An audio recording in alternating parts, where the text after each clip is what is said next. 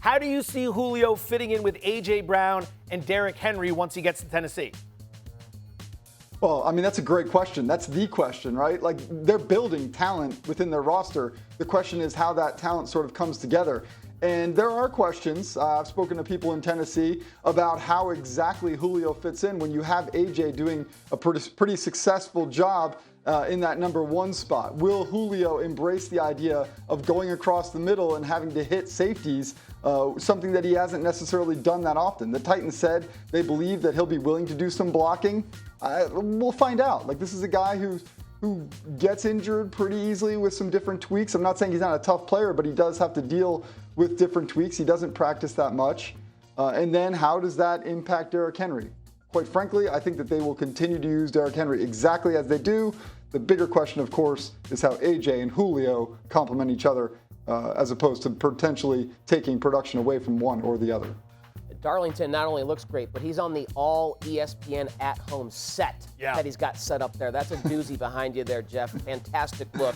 Let's take a look at the AFC South. Before the deal for Julio Jones, the Colts were favored to win. Now the Colts and the Titans the same odds to win the AFC South. Do you think, though, with Julio in Nashville, it makes the Titans a better bet on the futures market than the Colts, or would you still stick with Indy?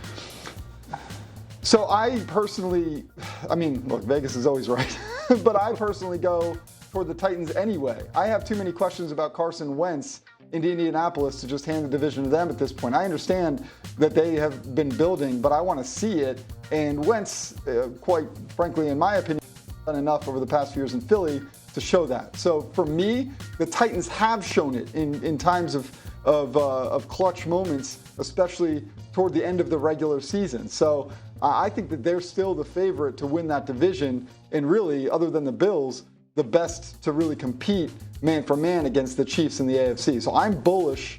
I'm very bullish on the Titans, especially after adding Julio Jones. Let's transition to the NFC. Packers president Mark Murphy said over the weekend that the team's standoff with Aaron Rodgers is dividing the fan base. Who would have thought something like this could upset the fans? Are the Packers and Rodgers even communicating right now? So, by the way, I would debate whether it's dividing the fan base. I would be pretty convinced that 100% of the fan base would like to see Aaron Rodgers as their quarterback. But maybe, I don't know, maybe I'm just not seeing something here. But look, when Mark Murphy says that, to me, it does start to potentially push this thing, the divide, further apart. I don't anticipate, based on my conversations with Packers coaches, that Aaron Rodgers shows up for minicamp, for instance, this week or next. He will face a fine of $93,000, very palatable for a franchise quarterback. The bigger question becomes in training camp, does he show up then? Because it's a mandated, non-forgivable $50,000 fine per day. It's $500,000 after 10 practices. That, to me, is when the money starts to get real. All right, well, let's get real with Aaron Rodgers, Jeff, based on what you know, what you're hearing. We know Murphy has backed his GM, Brian Gutekunst, in the job he is doing with managing this team. Right. And we know Aaron Rodgers may not necessarily be the best fan of Brian Gutekunst right now because of the way he drafted Jordan Love and left Rodgers out of that conversation. Mini camps, OTAs, whatever, games are what matters most. Will Rodgers suit up and play games in 2021 for the Green Bay Packers?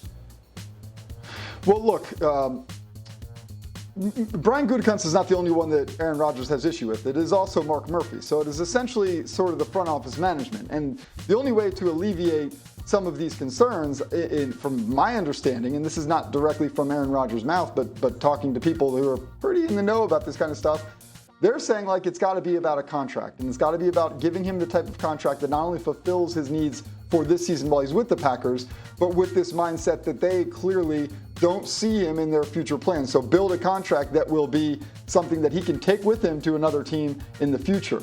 I think that's the work that the Packers have to do if, in fact, he is going to suit up this season. And by the way, I actually believe he will. I think that this will be his final season in Green Bay, but personally, based on all my conversations, again, not coming from Aaron Rodgers, I think that Rodgers will play this season, even though it is his last.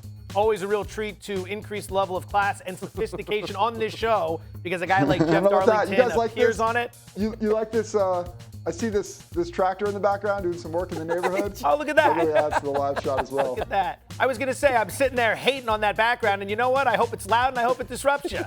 Bring you down a little bit. Jeff Darlington covers the NFL for ESPN. He's the best. Thanks, Jeff. We appreciate the time. Thanks, guys.